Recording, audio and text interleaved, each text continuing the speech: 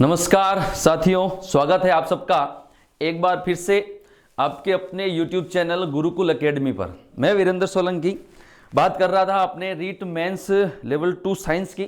ठीक है, उसके अंदर हम लोगों ने परिवहन को लेकर चर्चा कर ली थी और उस परिवहन के अंदर ही अपने जंतुओं में बात कर ली थी।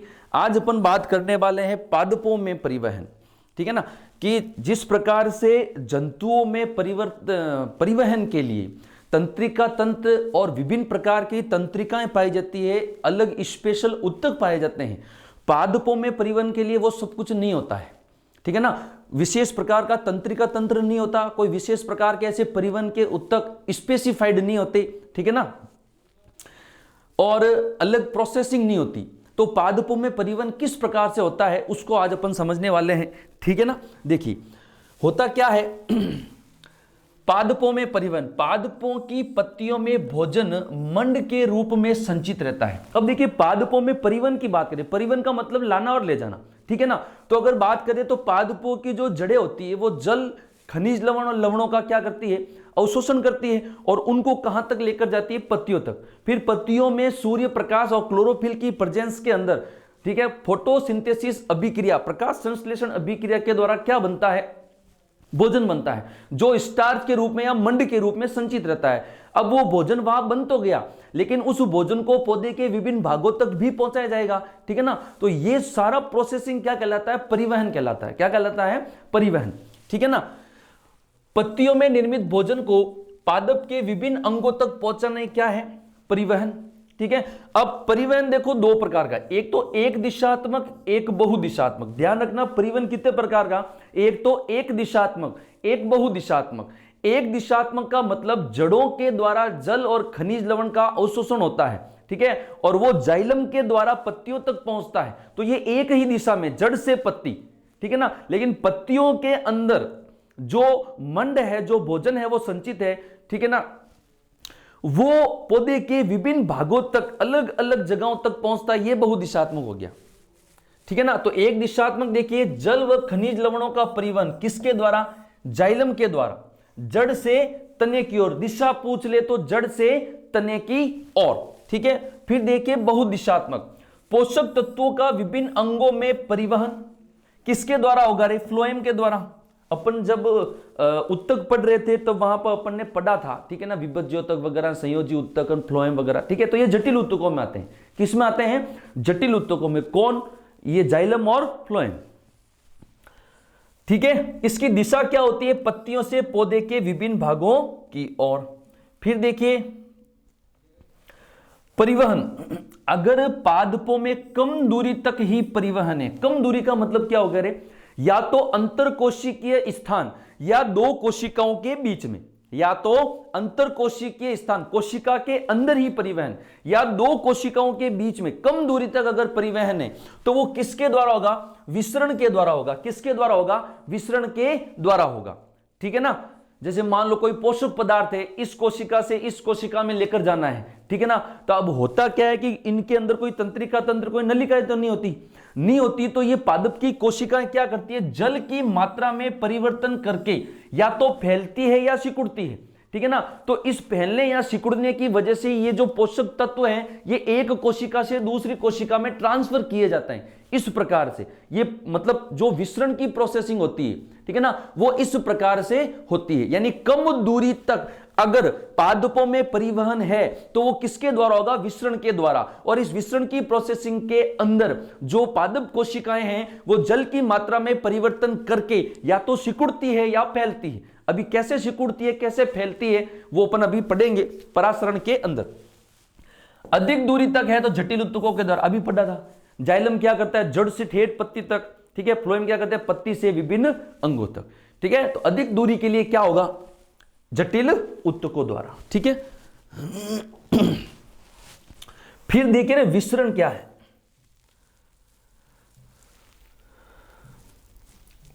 अब विसरण में पहला है साधारण विसरण। कौन सा विसरण, साधारण।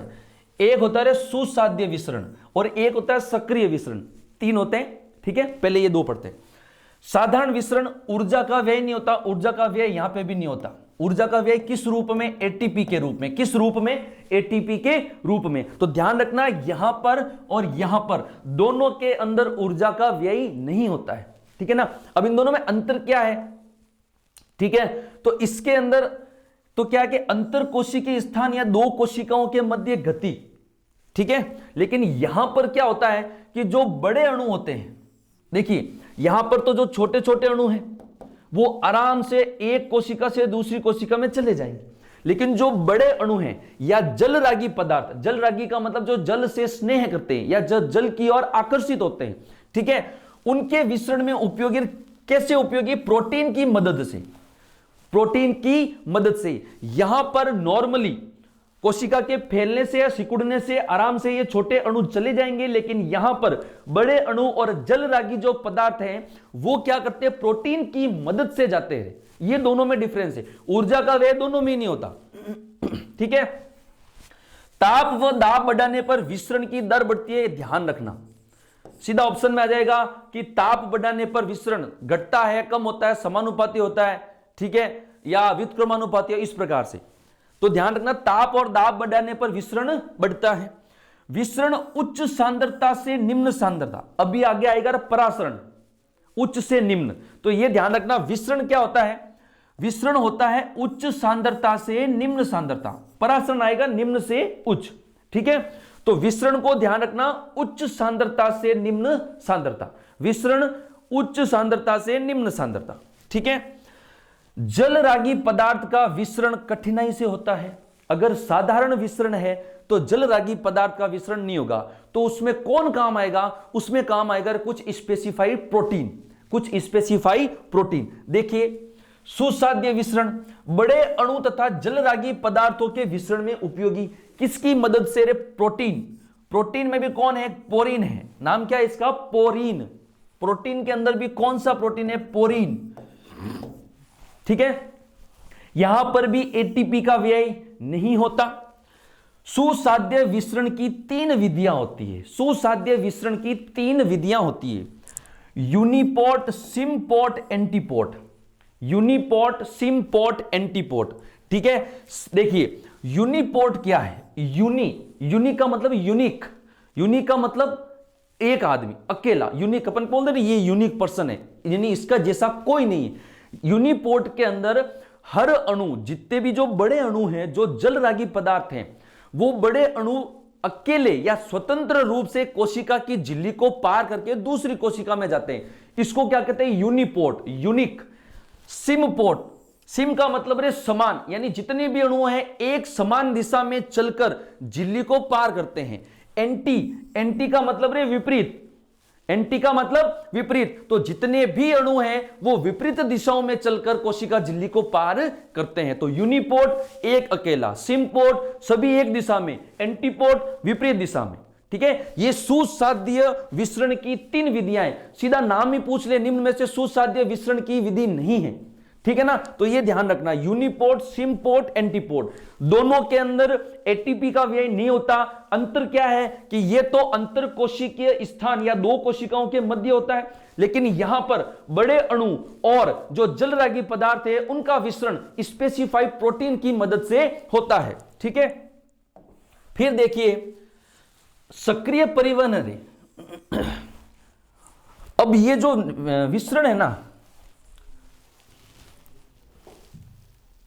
ये जो विसरण है आपका, ठीक है, इसके बारे में एक चीज ध्यान रखना, ये जो विसरण है ये कैसा है? निष्क्रिय परिवहन। कैसा परिवहन? निष्क्रिय परिवहन, ये ध्यान रखना। विसरण कैसा है? निष्क्रिय परिवहन। निष्क्रिय परिवहन क्यों? ऊर्जा का इस्तेमाल नहीं होता, ऊर्जा का इस्तेमाल नहीं होता, इसलिए इसको क्या कहते हैं? निष्क्रिय परिवहन। फिर आ गया सक्रिय परिवहन। इसमें ऊर्जा का उपयोग होता है और प्रोटीन की सहायता भी ली जाती है, बस इतना सा ध्यान रखना है। विसरण क्या है? निष्क्रिय परिवहन, क्योंकि एनर्जी की यूज नहीं होती। और जो सक्रिय परिवहन है उसमें एटीपी का इस्तेमाल किया जाता है, इसलिए, और किसकी मदद से? प्रोटीन की मदद से, इसलिए इसको क्या कहते हैं? सक्रिय परिवहन। अब देखिए जल का परिवहन कैसे होता है। अगर अपन बात करें कोशिकाओं के अंदर, ठीक है। अगर अपन बात करें कोशिकाओं के अंदर, ठीक है, तो जल का परिवहन देखिए, परासरण अपन ने अभी जस्ट पढ़ा था विसरण,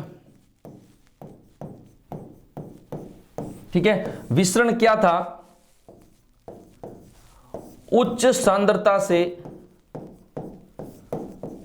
निम्न सांद्रता, उच्च सांद्रता से निम्न सांद्रता, ठीक है। इस टॉपिक में वैसे ज्यादा कुछ नहीं है, लेकिन ये जो वर्ड लिखे हुए इनको समझना जरूरी है, क्योंकि घुमा फिरा के सवाल पूछ सकता है। विसरण क्या है? उच्च से निम्न। परासरण क्या है रे? निम्न सांद्रता से उच्च सांद्रता। परासरण क्या है? निम्न सांद्रता से उच्च सांद्रता। ये ध्यान रखना, ठीक है। विसरण तो है, विसरण अब देखिए निष्क्रिय है। निष्क्रिय का मतलब क्या है? एनर्जी की जरूरत नहीं पड़ती, यानी उसको कुछ धक्का देने की या पुश करने की जरूरत नहीं पड़ती, यानी ऑटोमेटिक जाएगा। ऑटोमेटिक कब जाएगा रे? अब भाई अगर सीधी रोड पे हैं, गाड़ी चला रहे हैं, तो अपन क्या करेंगे? एक्सीलेटर दबाएंगे। लेकिन अगर ढलान पर हैं तो वो गति कैसी होगी? ऑटोमेटिक ऊपर से कहां आ रहे? नीचे आ रहे, ठीक है ना। तो विसरण क्या है? निष्क्रिय, ऊर्जा की जरूरत नहीं, हापी गाड़ी हाली, और अपने आप कब चलेगी? जब उच्च से कहां आएंगे? निम्न आएंगे। किस में? विसरण में, ठीक है। लेकिन परासरण के अंदर क्या है? निम्न से ऊपर चढ़े चढ़नी है, तो यहां पर एनर्जी, प्रोटीन सब कुछ लगेगा, ठीक है। देखिए, कम सांद्रता से उच्च सांद्रता। अब देखो रे, बहिर्परासरण, बहिर्परासरण। बहिर्परासरण का मतलब क्या है? कि इसके अंदर कोशिकाएं सिकुड़ जाती है। बहिर्परासरण का मतलब होता है कोशिकाएं सिकुड़ जाती है, और अंतःपरासरण का मतलब होता है कोशिकाएं फूल जाती है। देखिए, ये कोशिका है, ठीक है, और ये बाहर क्या है? बाहर मान लो नमक का घोल है,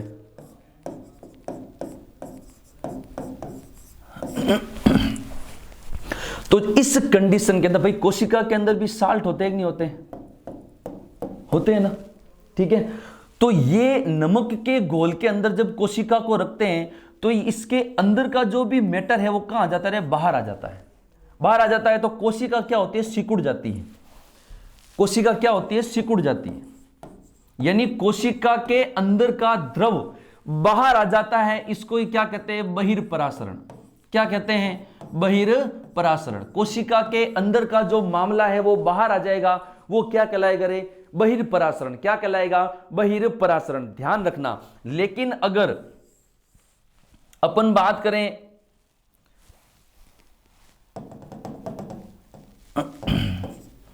ये जैसे किशमिश,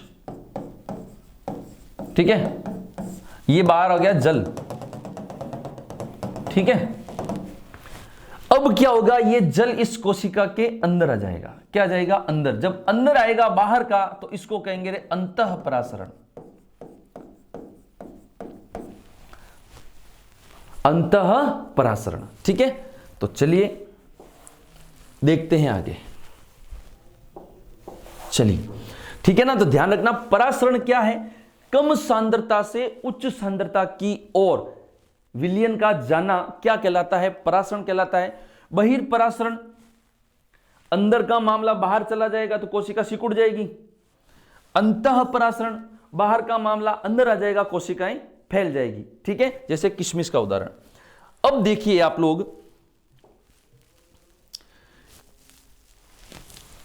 परासरण दाब को मापने वाला जो मीटर होता है ना, परासरण दाब को मापने वाला जो मीटर होता है उसको अपन कहते हैं ओस्मोमीटर। क्या कहते हैं?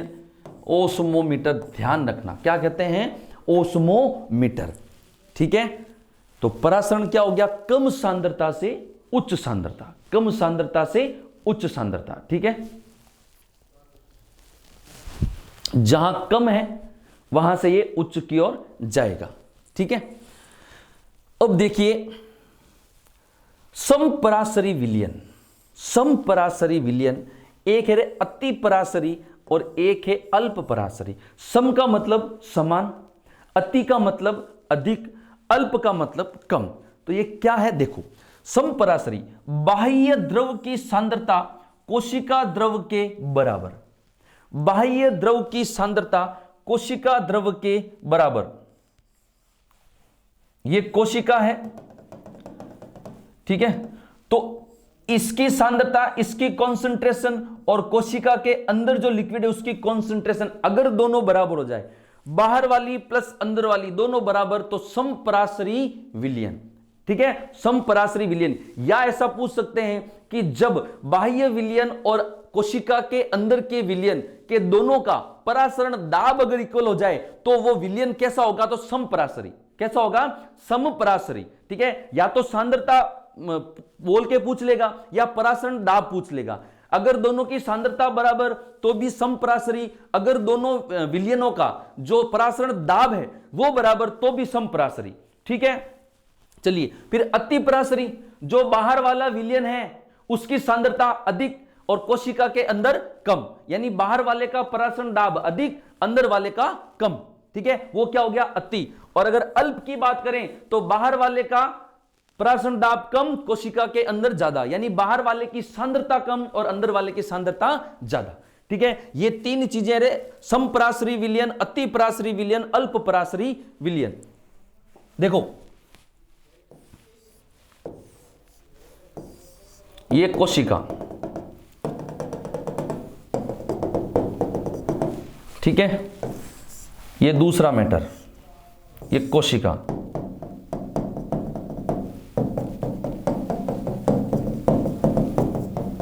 ठीक है। पेन चेंज करो, छोड़ो रे, समझ जाए, समझ में आना चाहिए, टाइम खराब नहीं करना आपने, पेन चेंज कर, ठीक है। अब देखो, अगर ये कोशिका है ना, कोशिका की कंसंट्रेशन और इस द्रव की कंसंट्रेशन दोनों अगर बराबर, या इस कोशिका का परासरण दाब और इस बाहर के विलयन का परासरण दाब दोनों क्या आ जाए बराबर, तो यह क्या कहलाएगा, समपराशरी। क्या कहलाएगा, समपराशरी।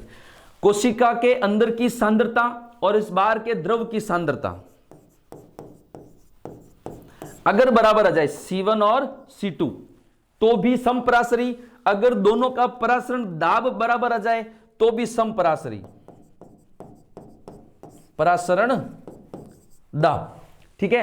फिर अगर बाहर वाले का सांद्रता, बाहर वाले की सांद्रता क्या हो जाए, कम, ठीक है, किसकी सांद्रता से, कोशिका की सांद्रता से, किसकी सांद्रता से, कोशिका की सांद्रता से, या बाहर वाले का परासरण दाब कम हो जाए किससे, कोशिका से, तो इसको कहेंगे रे अल्प पराशरी। क्या कहेंगे, अल्प। बाहर वाले का कम है ना तो अल्प। अगर बाहर वाले की सांद्रता ज्यादा है किसकी सांद्रता से, कोशिका की सांद्रता से, किसकी सांद्रता से, कोशिका की सांद्रता से, या बाहर वाले का परासरण दाब ज्यादा है कोशिका के परासरण दाब से, तो ये क्या हो जाएगा रे, अति पराशरी। क्या हो जाएगा, अति पराशरी, यानी बाहर वाले का मैटर है। अगर बाहर वाला अंदर वाले के बराबर तो समपराशरी, अगर बाहर वाला अंदर वाले से कम, बाहर वाला अंदर वाले से कम तो अल्प पराशरी, अगर बाहर वाला अंदर वाले से ज्यादा तो अति पराशरी। दो शब्द हैं, सांद्रता या परासरण दाब, दोनों देखकर आपको पूछ सकता है, ठीक है। चलिए हो गया, तो समपराशरी विलयन, अतिपराशरी विलयन और अल्पपराशरी विलयन। परासरण क्या है, कम सांद्रता से अधिक सांद्रता की ओर।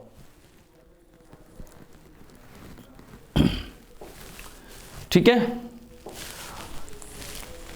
क्या हुआ रे, हाँ, उसके बाद देखिए भाई,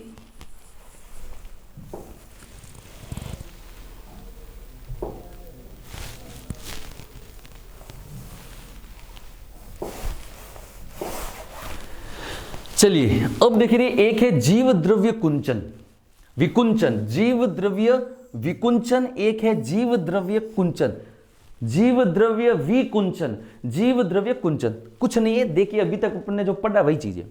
अगर ये बाहर वाला विलयन कैसा है, अल्प पराशरी है, कैसा है, अल्प पराशरी, यानी इसकी सांद्रता क्या है, कम है ना, इसकी सांद्रता, अल्प पराशरी की सांद्रता क्या है, इसकी सांद्रता क्या है, कम है, और कोशिका के अंदर सांद्रता क्या है रे, ज्यादा है। ठीक है, तो परासरण क्या होता है, कम से ज्यादा।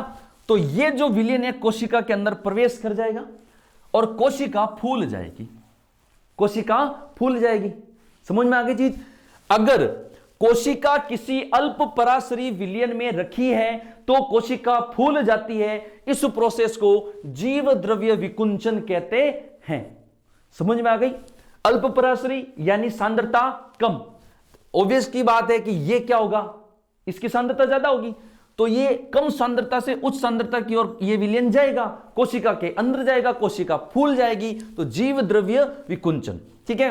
फिर जीव द्रव्य कुंचन, ये अति पराशरी है। अति पराशरी का मतलब क्या है, सांद्रता ज्यादा। तो बिल्कुल जाहिर सी बात है यहां पर सांद्रता क्या होती है, कम होती है।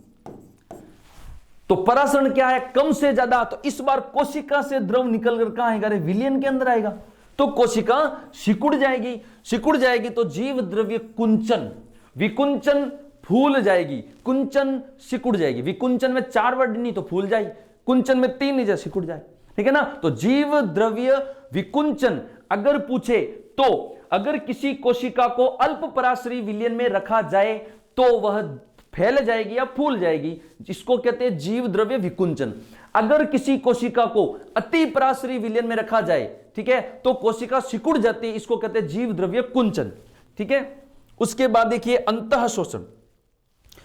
अंतः शोषण का मतलब हो रहा है अगर किसी पादप के शुष्क भाग को, पादप के शुष्क भाग को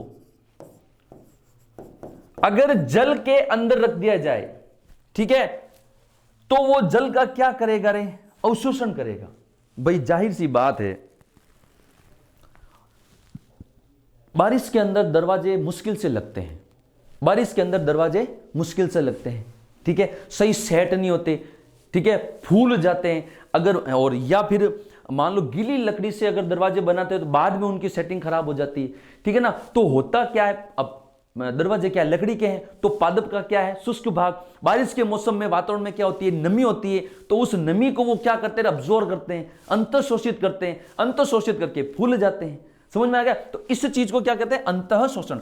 पादप के शुष्क भाग द्वारा जल का अवशोषण क्या कहलाता है, अंतः शोषण कहलाता है। बात समझ में आई कि नहीं आई, बिल्कुल सिंपल सी बात है, कोई ज्यादा दिक्कत की बात नहीं है। ठीक है ना। ओके, अब देखिए आप लोग,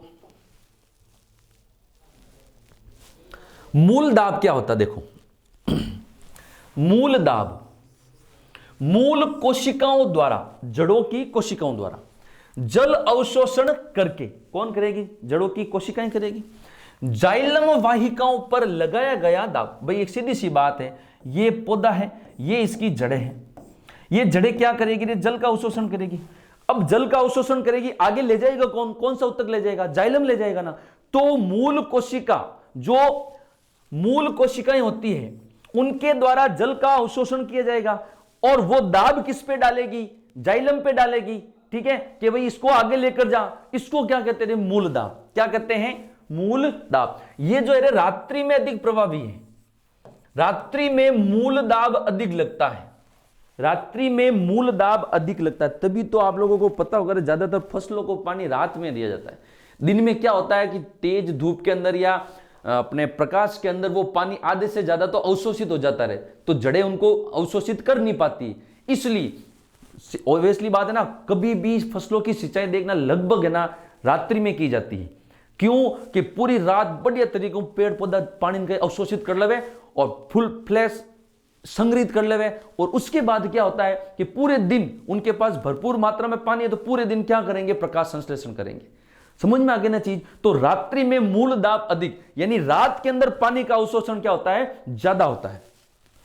फिर देखिए स्फीति दाब, स्फीति दाब, आधा सफीति। जब जल कोशिका में प्रवेश करता है, जब जल कोशिका में प्रवेश करता है तो कोशिका द्रव द्वारा कोशिका झिल्ली पर डाला गया दाब, इसको क्या कहते हैं, स्फीति। कोशिका के अंदर, कोशिका के अंदर पानी प्रवेश कर गया, प्रवेश कर गया। अब एक बात बताओ, पहले से कोशिका द्रव्य है, उसके अंदर और पानी मिलेगा तो वो फैलेगा, तो कोशिका द्रव्य इस झिल्ली की दीवारों पर क्या लगाएगी, दाब लगाएगी। कोशिका द्रव्य इस झिल्ली की दीवारों पर क्या लगाएगा, दाब लगाएगा। इसी को क्या कहते हैं, स्फीति दाब। फिर है कार्बनिक विलायकों का परिवहन, जल खनिज लवण का परिवहन तो कौन करता है, जाइलम। लेकिन जो अपने भोजन बन चुका है स्टार्च या मंड के रूप में, वो कार्बनिक विलायक ही है, जो कार्बनिक पदार्थ ही है। ग्लूकोज अमीनो अम्ल का परिवहन फ्लोएम के द्वारा किया जाता है। इनके स्थानांतरण में एटीपी का व्यय होता है, यह ध्यान रखना।